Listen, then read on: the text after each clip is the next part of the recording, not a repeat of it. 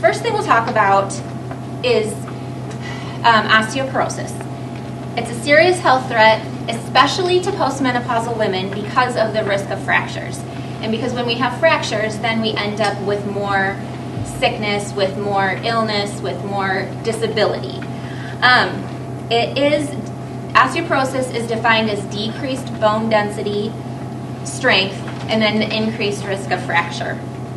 It's more common in postmenopausal women because of the estrogen has a protective effect on our bones. So when we have less estrogen in our body, our bones get weaker. Bone is constantly, all throughout our life, being formed and broken down, formed and broken down. The bones that you have right now are not the same bones, don't have one of the same cells that you had when you were 20. So constantly, it's called resorption, constantly being formed and broken down. About age 30 is when we have our maximum bone density, and then it starts going down from there. So the best thing that you can do to increase your bone density is to make sure you start at the peak bone density. It's a little too late for that, but that doesn't mean there's nothing that we can do.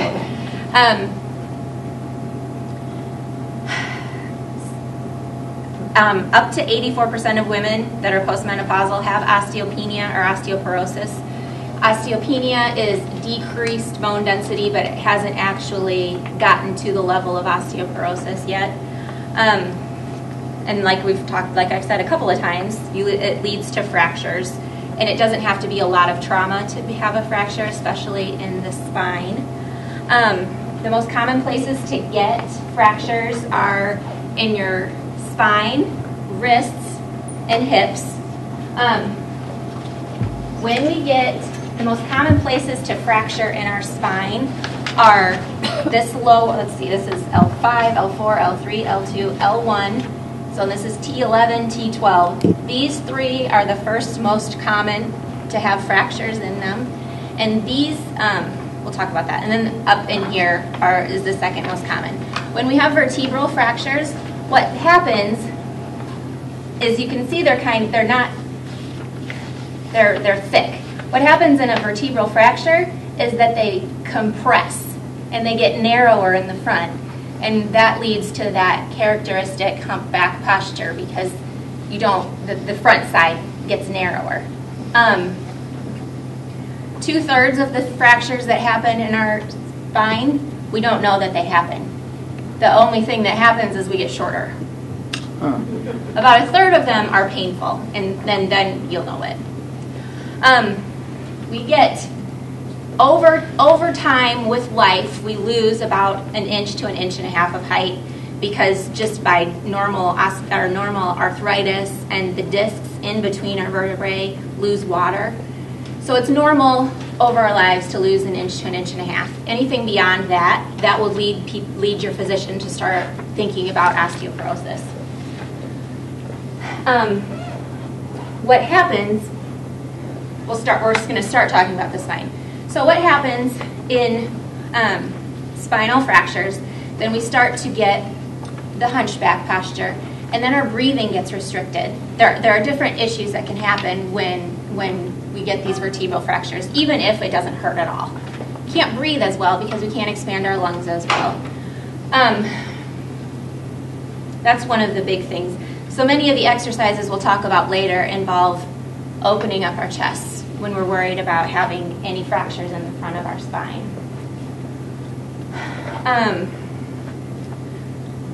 Usually when the fractures happen in our spine, it's about mid-70s, especially for women. 40%, I like to throw out scary statistics. 40% of women, most often in their 70s, will end up with a vertebral fracture. So a fracture in the spine, but like I said, we might not even know it. Because most of them don't hurt. Then the hip and the wrist are the next most common. Let's see. Okay, the highest risk factors for increasing fracture are age. So independent of osteoporosis or anything like that, being between ages 50 and 90, you're more likely to have a fracture. being a woman, you're more likely to have a fracture. Weight, the skinnier you are, the more likely you are to have a fracture. It's one of those only times in life that it pays to be fat. the more strain you have on your bones, the stronger your bones are. So heavier people have more strain on their bones, and so less likely to fracture. If there has been a prior fracture, the increase of the risk of another fracture is higher. Genetics? No. Oh, okay. But nearby. So if you have one fracture in one of your vertebrae, you're much more likely to fracture another one. Why is that? Just because it's probably that. If one of them's fragile, the rest of them are. So it's just a way for them to say, okay, you're probably going to have another one. You've had one. And then parental history. If your parents have fractures, you're much, much more likely. And the single greatest risk factor for having fractures is having a parent or a first-degree relative. It's a very strong genetic disposition. I was doing one of these a couple of months ago, and a man asked me about the genetic component, and I didn't know, so I've researched it. He has daughters that are runners who are healthy in their 40s and 50s who have been already diagnosed with osteoporosis. So and his wife, she was so tall and so beautiful, and she just ended up being so hunchbacked. So it's genetics have play the strongest role. We'll skip down a little bit to falls, because falls are the most likely cause of fractures. So you don't want to have osteoporosis because it makes you more fragile, but you really don't want to fall, because then you get the fracture and then you have the trouble. Because osteoporosis on its own doesn't cause too much trouble. The highest risk for having a fall is a history of falls. If you've fallen once, you're more likely to fall again. If your muscles are weak, you're more likely to fall. If you already have a dizziness or a balance problem, especially if you drink too much, that helps or hinders. If there's already difficulty standing and walking, if there's arthritis, especially in hips, knees, ankles, feet, neuropathy caused usually by diabetes or other neurological conditions, or low vision. If you have poor vision, those are the highest causes for having a fall. And okay, so falls are the most likely cause of non-vertebral fractures. So if you're going to break your wrist or your hip or your leg, it's because of a fall usually. Because the vertebral fractures, I'm not sure if I mentioned it, you don't have to do much to have those happen. You don't have to fall, and you just might not even know that it happened. You might just pick up a bag of groceries and have it compress on the front if your bones are very fragile. But we'll talk about how to avoid that. Sorry. In addition to being concerned about having a fracture from falling, the other problem is once someone falls, they're more afraid of falling again. And instead of getting stronger and getting more in shape and more getting healthier, if someone is afraid of falling, then they sit down more. And then they get out of shape. And then their risk for falls increases even further. So again, important not to fall in the first place. Fall causes 90% of hip fractures. And 25% of people that have hip fractures have osteoporosis. And this is usually in the 80s. Here's a good statistic. I like this statistic. Women are more likely to be injured in a fall than a man. But men are more likely to die when they fall. Exactly. Wow. That's because when men fall, they're much older, usually. Women tend to have falls much younger. Usually I don't have any men in the class, so I can say that, and joke about it. Sorry, guys. So it's older men in their 80s, approaching 90s? 80s and 90s when they fall and probably hit their head and then end up dying instead of just falling and breaking something. That's dramatic. That doesn't usually, that doesn't happen to everybody. The big problem when we have hip fractures is that 25% of people who fracture their hip die within a year. It's that same, we're talking in another 10 or 20 or 30 years for most of you, but it's good to start thinking about these things for now. It's women in their 70s and 80s especially, but men a little bit older. Once we fracture our hip, it can be very painful. It can lead to a lot of rehabilitation, and that ends up you spending months in a nursing home because, if your hip's broken, you can't go home and get up and down your stairs very well. And then, because you fell to break your hip, now you're terrified of even going anywhere because you're afraid you're going to fall again. And then again, one of the main causes of a lot of people dying is pneumonia. So you lay around and you don't move, and then you get pneumonia. So it sounds really dramatic. 25% of people that fracture their hip die within a year. So don't fall, and if you fall, don't break your hip. The question here, ma'am, does the hip heal itself like other broken bones? Yes, but the problem with a hip fracture is that it doesn't have very good blood flow. The place that usually fractures doesn't have great blood flow like other bones do, and so when it heals much more slowly, and we have to be a lot more careful with how we manage a hip fracture. Thank you. Let's see.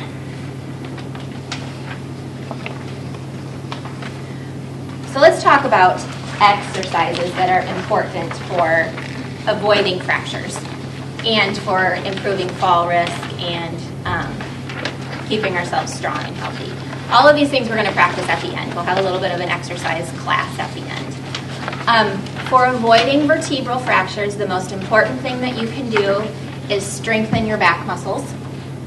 Don't do anything like this. No more sit-ups. Nobody has to do sit-ups ever again. Sit-ups are bad news for lots of reasons. Anything repetitive like this increases the risk of smashing the front of your vertebrae, especially if they're already fragile to begin with. The next thing is when you lean over to pick stuff up and you're leaning over like this, and then you pick up something heavy, that's a lot of pressure on the front side of your vertebrae. So strong legs are important so that you can get down and pick it up like this instead of having to bend over. The other thing, so anytime you bend or twist when you're holding something heavy is you're more likely to have a vertebral fracture. So you pick up your grandchild, and your grandchild weighs 30 pounds, and you pick him up like this, and you do it all day, every day, and then you twist to put him on the changing table, or you twist to put him in the car seat. That is the kind of thing that increases your risk for having the fractures on the front side of your vertebrae. So when you pick up a heavy load, you keep your back as straight as you can and turn with your feet. It doesn't mean you can't pick up your grandchild. It just means that we do it a little more carefully. And we'll talk about more exercises to keep you strong so that you can do those things. What happens is our backs get weak, our stomach muscles get weak, and so we just use our backs. Our legs get weak is the thing, not so much our backs. Our backs stay pretty strong, but our legs get weak, and so it's easier to pick stuff up like this. And it's just faster to move it like this instead of turn your feet to do that. For osteoporosis in general, we need weight-bearing and strengthening exercises. Weight-bearing exercises, the best weight-bearing exercises are aerobics, walking, jogging. Those are the main ones. Bicycling is great for your cardiovascular health. It's great for your fitness, and that's important, but it's not weight-bearing. Swimming, same thing. Still good for you, still great for your fitness, probably good for your balance. Being pregnant makes me out of breath really easily. But also not a weight-bearing exercise. So walking is the best weight-bearing exercise you can do for most people. For aerobics classes, if you think you have a balance problem, you don't want to do too many like step aerobics where you might trip and fall, because we don't want to fall, right? Especially women, we don't lift enough weight. You know, we might go to an exercise class and lift 2 or 3 pound weights 100 times. That is not going to strengthen your bones. And it really doesn't do a whole lot for your muscles either. You're not going to get super buff.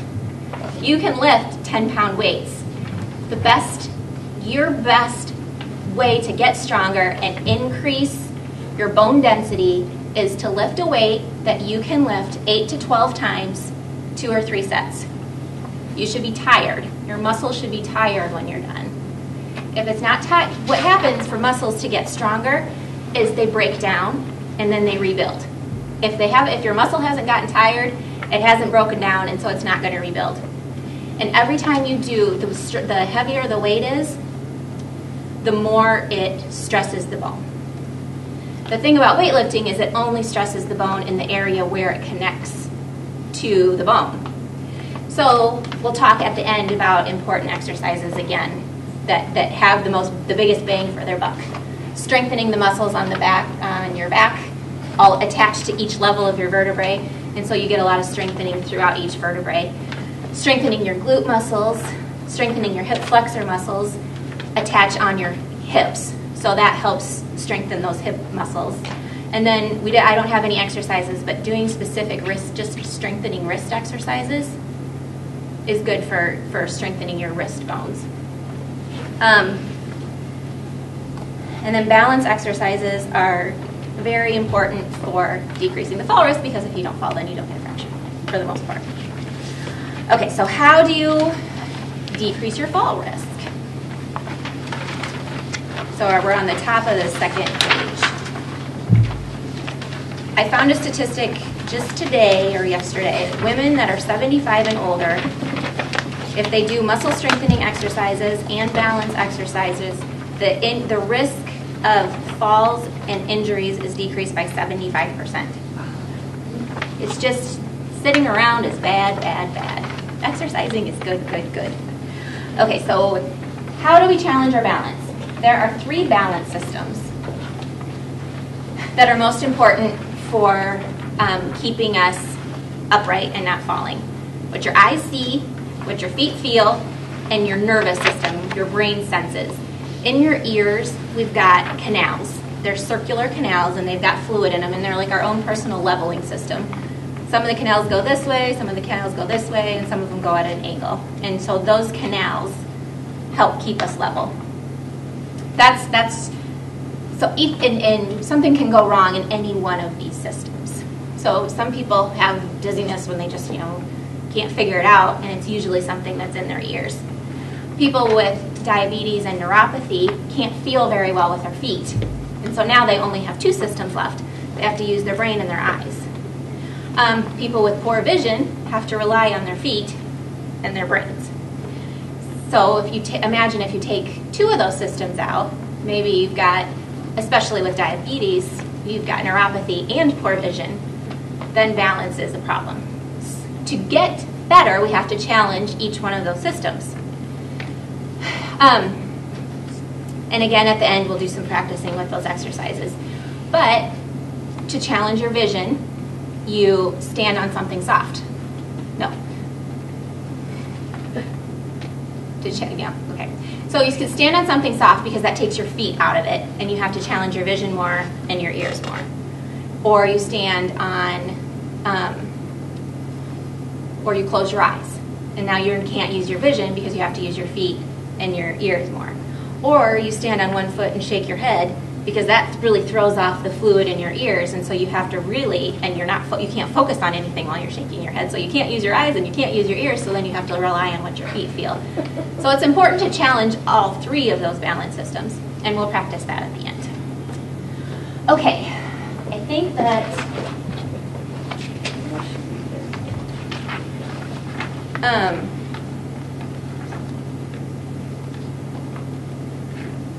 is there any questions about the osteoporosis and the falling? Yes. How do you feel about having chiropractic adjustments once you've been diagnosed with osteoporosis? I would certainly be very careful to have anything that's a high. We call in physical therapy we call it a high velocity. If they're doing anything quickly with high force, I would be very, very cautious of having anybody do anything like that to your body. What do you recommend as an alternative if you have like ribs that continually go out? Adjustments about all the fixes. Physical therapy. Physical therapy. And You know, sign up where? like After class. after class. Yeah, there's a lot more gentle techniques that can be done, especially if you've already been diagnosed with osteoporosis. I really wouldn't want to do anything really, really strong to your spine. And there's a lot gentler techniques. Sometimes they might not be as quickly as effective, but also we can use your muscles. We do a lot more physical therapy, we do a lot more exercise to help things improve. Is an elliptical machine very good at weight bearing? No. If you, I mean, you really have to put some weight through your feet. Look, another awesome thing. It's pretty good for your balance. You know, it's good for lots of things, but not weight bearing. And that being said, weight bearing exercise improves bone density by 2%. So it's not a giant number.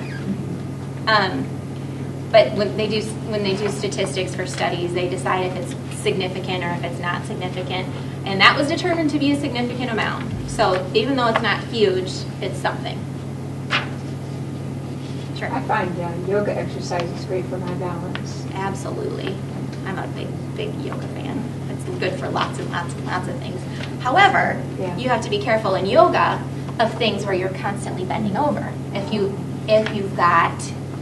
already know you've got osteoporosis, so things like forward folding, repetitive forward folding is that same thing. So you have to be cautious of exercises that are a lot of this. All the extension exercises in yoga, where you're doing this, those are wonderful for your spine. Yes, sir. Is osteoporosis mainly females more than males? Yes. The men, how do they escape it or get? It's estrogen Oh, for it's the most estrogen. part. Yeah. We have so much estrogen, and then we go through menopause, and then estrogen, the protection of estrogen goes away. That's one of the biggest factors. But men get it too, just not Men as often. have testosterone, but that doesn't make any difference. It then. doesn't affect. Well, I mean, men don't lose testosterone. You know, men don't turn 50 and lose their testosterone. I see. Like women do. And I don't think that. I don't know this. I shouldn't even say. I don't know what effect testosterone has. Right.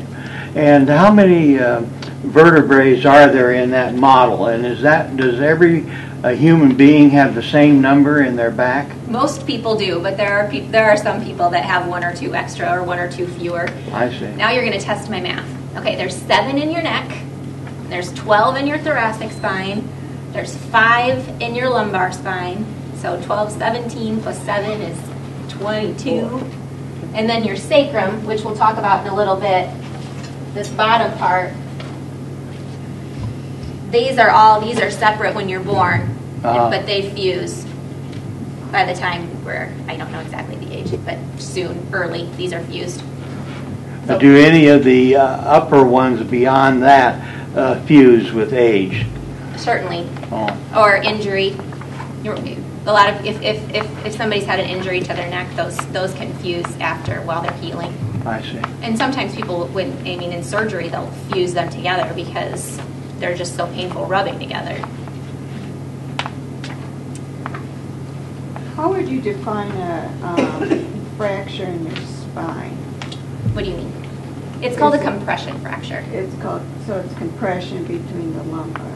Usually, it's just the top and the bottom get closer together from one segment, so they call them usually compression fractures, or it just gets smaller.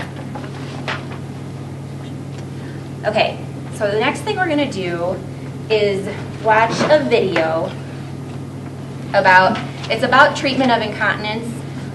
But if you don't have any leaks, it doesn't mean it's not beneficial for you. It has really good information about pelvic floor muscle strengthening and stuff like that. So don't be offended when it says treating urinary incontinence.